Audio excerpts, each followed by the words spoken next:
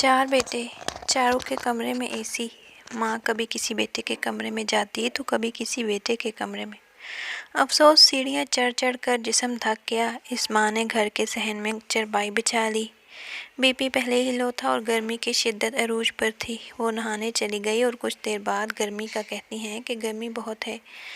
एक बेटे के कमरे में जाने लगी और रूह ने जिस्म का साथ छोड़ दिया। वो माँ आज रुखसत हो गई। बेटे बहू नवासिया सब इसके चरपाई के पास पैन डाल रहे हैं, मगर मावा नहीं लभदियाँ, ठंडियाँ छावां नहीं लभदियाँ। अभी इनके जनाजे से होकर आ रहे हैं। अल्लाह पाक इन्हें जन्नतुल फिरदौस में आला मकाम अता फरमाए। वालिदैन को अकेला छोड़कर ना जाएं। मेरे ऑफिस में एक मुअज़्ज़ज़ लेडी डॉक्टर तशरीफ़ लाई। पता चला कि वो कराची के एक बड़े मशहूर हॉस्पिटल में गायनोकोलॉजिस्ट हैं। कहने लगी, सर आपकी एक तहरीर सिला रहमी पढ़ने को मिली तो इरादा किया जाकर अपने दिल की बात आपसे ज़रूर करनी चाहिए।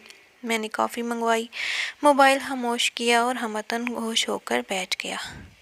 कहने लगी, सर मेरा ताल्लुक़ एक खाते पीते घराने से है। कराची के बेहतरीन रिहायशी इलाके में एक ही गली में मेरे ख़ानदान के 7 बड़े बड़े घर हैं। अगर एक तरफ से शुरू करूं तो हर घर में सिर्फ बुज़ुर्ग रहते हैं और किसी की उम्र भी 65 से 70 साल से कम नहीं। इन घरों में मेरी 2 खालाएँ, एक फूफी और 2 घर मामूओं के हैं। सबकी औलादें पढ़ी लिखी हैं। डॉक्टर्स, इंजीनियर्स और IT माहिरीन की भरमार है, मगर सब के सब वालिदैन को छोड़कर बाहर जा बसे हैं। पाकिस्तान में रहने वालों में सबसे छोटी मैं हूँ। मेरी उम्र भी 40 साल है और मेरा 15 साल का एक ही बेटा है। मैं अब 12 बुज़ुर्गों की देखभाल करती हूँ। किसी को ब्लड प्रेशर है, कोई दिल का मरीज़ है और किसी को चलने में तकलीफ़। मैं हॉस्पिटल में खुद काम सिर्फ डिप्रेशन से बचने के लिए ही करती हूँ। फूफी को देखने जाऊँ तो खाला का फ़ोन आता है कि मुझे बुखार सा लग रहा है, जल्दी आओ। मामू का ब्लड प्रेशर चेक करने जाऊँ तो बेटा फ़ोन करता है कि मामा घर कब आओगी। बहुत कोशिश के बाद भी बुज़ुर्ग अपने घर छोड़कर किसी एक ही घर में इकट्ठे रहने को तैयार नहीं होते।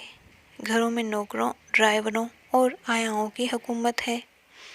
मैं पलकें झपकाए बगैर खामोश बैठा उसकी बातें ऐसे सुन रहा था कि कहीं कोई एक लफ्ज़ भी चूक न जाए।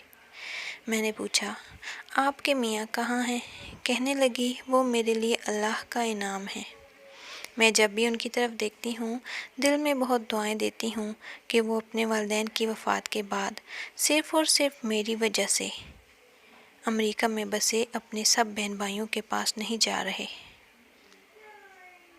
सोचती हूँ अगर मेरे अब्बू ज़िंदा होते तो क्या मैं अपने इकलौते भाई और 25-30 कज़न की तरह अपने वालिदैन को तनहा छोड़कर अमेरिका कनाडा जा बसती। सर मैं खुद ही जवाब घड़ती रहती हूँ कि वालिदैन को तो छोड़ें, मुझे तो इन 6 घरों में रहने वाले ख़ानदान के बुज़ुर्गों ने भी बेड़ियाँ डाल रखी हैं। सर अब परेशान इसलिए हूँ कि मेरा 15 साल का बेटा ज़िद करके पूछने लगा है कि मामा हम अमेरिका कब शिफ्ट होंगे, और मैं बेटे को जवाब देने की बजाय किचन में कुछ देर बैठकर आंसू बहाकर दिल हल्का कर लेती हूँ। सबसे ज़्यादा तकलीफ़ इस वक्त होती है जब मामू के घर जाऊँ तो वो पोते पोतियों की बातें सुनने के लिए कहते हैं, बिटिया अमेरिका फ़ोन मिला दो, और मैं कहती हूँ मामू वहाँ तो रात के 2 बजे हैं, फिर कभी बात करवाऊँगी। और सर ये फिर कभी बात करवाऊँगी वाला झूठ मैं 6 के 6 घरों में अक्सर दोहराती रहती हूँ। वो चुप हुई तो मैं भी खामोशी बैठा रहा। हंसकर कहने लगी, सर आप भी तो कुछ बोलें। मैंने कहा, बेटा मैं क्या बोलूँ, सब कुछ तो तुमने खुद बोल दिया। कहने लगी, सर मैं तो ये नहीं कर सकती, मगर आप किसी कॉलेज, किसी यूनिवर्सिटी में जाकर हमारी नौजवान नस्ल से एक दरख्वास्त ज़रूर करें कि बाहर के वीज़े लगवाने से पहले ख़ानदान के ये 6-7 घर विज़िट कर लें।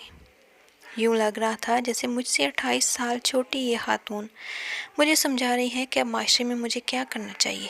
पता नहीं कर पाऊँगा या नहीं।